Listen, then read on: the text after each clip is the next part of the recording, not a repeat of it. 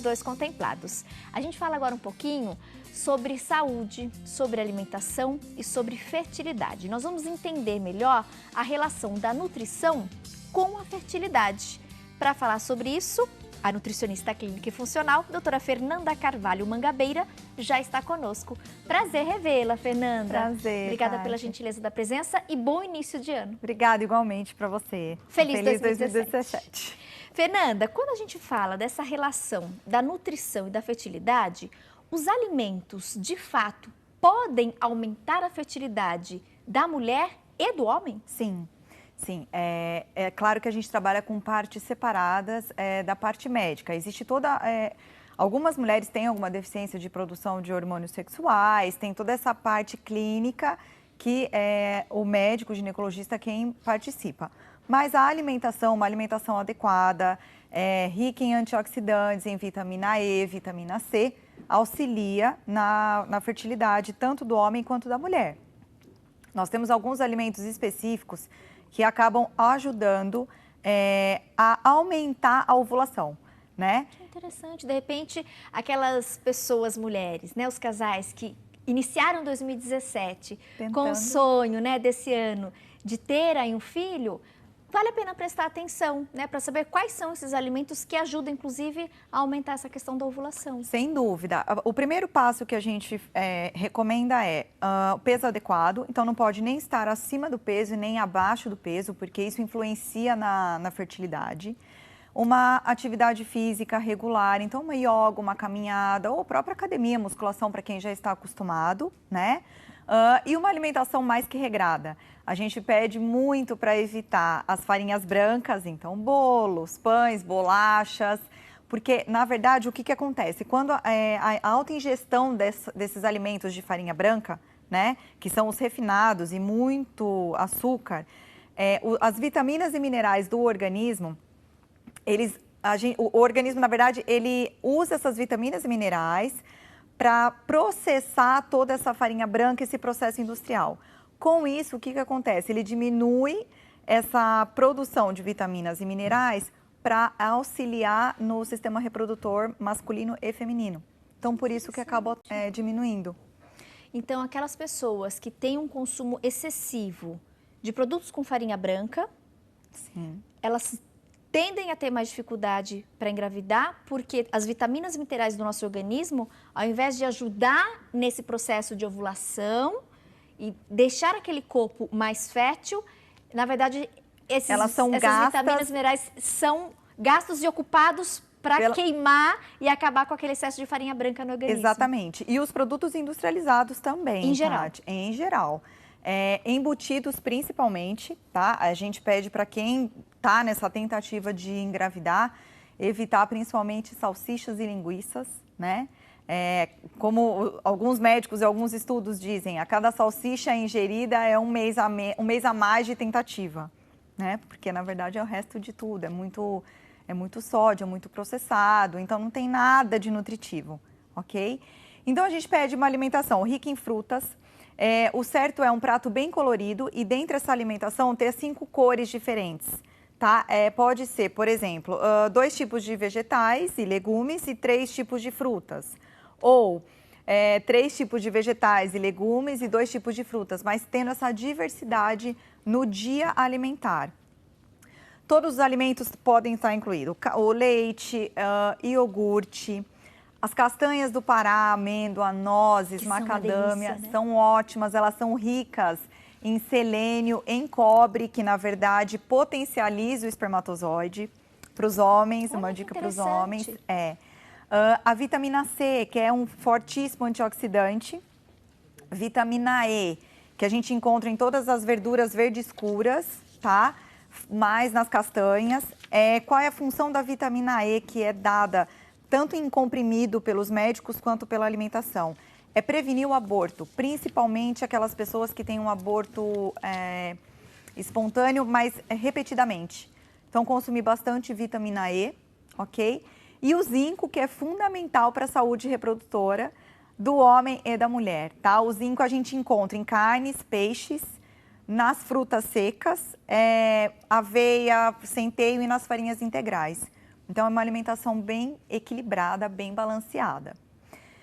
Dois alimentos... E é curioso a gente saber, desculpa te Imagina. interromper, Fernanda, porque assim, a gente sabe, claro, algumas mulheres têm um pouquinho mais de dificuldade por problemas hormonais, que você falou, às Sim. vezes tem algum histórico, algum problema de saúde, que aí tem que ter esse acompanhamento, esse tratamento feito junto com o médico ginecologista.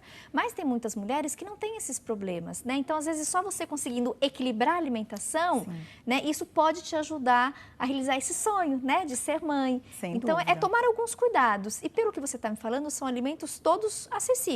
Super. Né? Então, as pessoas podem, de fato, fazer essas mudanças no cardápio, além de cuidar mais da saúde, porque é tudo muito natural e saudável, natural, né? Você ainda dá essa ajudinha para o corpo para aumentar essa questão da fertilidade e a ovulação. Sem dúvida nenhuma. E são alimentos práticos, Tati, não é nenhuma fruta assim exótica, né? Tirando a physalis, que eu vou explicar daqui a pouco. Tá. Mas, por exemplo, o abacaxi. Abacaxi é uma fruta que você encontra o ano inteiro. E o principal dele, para as mulheres aí que querem engravidar, vamos lá. Uma fatia de abacaxi por dia em jejum, 5 dias após a ovulação, tá? Para quem quer enfatizar esse processo, então 5 dias após o período de ovulação, de 5 a 10 a gente pede para comer muito abacaxi, uma fatia em jejum com o miolo, principalmente, porque é o excesso de bromelina que está lá. No miolo do No abacaxi. miolo. É enzima que, na verdade, qual é a função do abacaxi? É uma função anticoagulante, então ele funciona como anticoagulante e ele aumenta a vascularização do endométrio, que é onde o embrião fica antes de se formar a placenta, tá? Então, comer bastante abacaxi, eu tô orientando uma fatia, mas pode ser mais, ok? Pode até ser o suco de abacaxi, mas com o miolinho, tá? Um copo em jejum e os demais ao longo do dia, não tem problema. E durante uma semana... Após esse período que a gente fala que é o período fértil da mulher. Exatamente, né? de 5 a 10 dias. Mas se consumido diariamente, melhor ainda. Né? É uma alimentação e é uma bem fruta mais regrada. né? Uma fruta deliciosa. Com esse calor também refrescante. Exatamente. E o inhame, que na verdade ele é um tubérculo, mas ele tem um fator de regular o hormônio sexual. Não só o sexual, como toda a parte hormonal.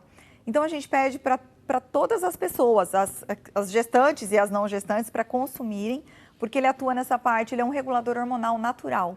Que interessante. E aí, qual é a outra função dele? Ele aumenta a espessura do endométrio.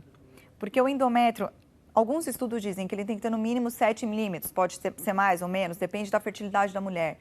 Mas ele tem que estar um pouco espesso. E o inhame, ele ajuda nesse espessamento do endométrio. Então, ele fixa mais o embrião. Que curioso isso! Olha que legal, gente, que a Fernanda, nutricionista, né, está compartilhando conosco. Isso é importante de você saber.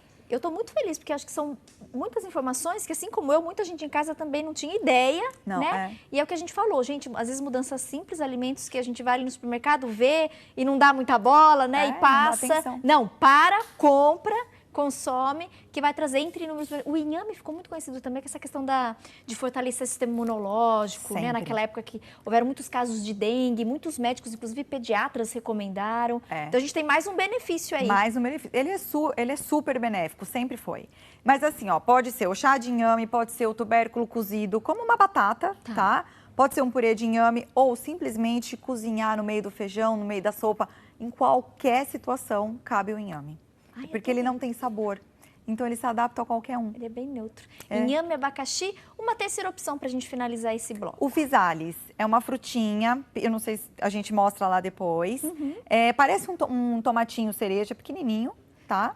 Meninos, peguem pra mim pra gente mostrar, por favor. Ele é riquíssimo. Em casamento o pessoal usa muito pra decorar, pro doce, né? Exatamente. Eu vejo muito em casamento o pessoal decorando bolos, sobremesas. Isso. Muito obrigada, Igor. Exatamente. Fala oi pro pessoal, Igor. Fala oi. Mostra o Igor aqui, gente. Vem aqui, Igor. Ficou tímido. Olha aqui o Igor. Gente, olha lá o Igor. Começou bem o ano, Igor? Graças a Deus. Que bom. Olha, gente, essa frutinha aqui. Ela é linda, né? Benefícios dela, doutor? Benefícios dela. Até 5 por dia, tá? Ela trata todo o sistema imunológico e ela hidrata o endométrio. Então, é mais um ponto para fixar o embrião. Também. Também. De 3 a 5 por dia, a gente recomenda comer a physalis. Arrasou. Muito obrigada, viu, doutora, por todas as dicas, mas eu não vou deixar você embora, não. Tá Sabe por quê, minha amiga? No próximo bloco tem uma receitinha de chá e uma receitinha de suco que você pode fazer em casa, também de uma maneira muito simples, para aumentar a sua fertilidade e, no caso das mulheres, a ovulação. Não sai daí que a gente volta já. E ainda hoje, mais um passo a passo de artesanato com a nossa querida Carmen Freire, um cachepô com a técnica do crochê endurecido. Até daqui a pouco.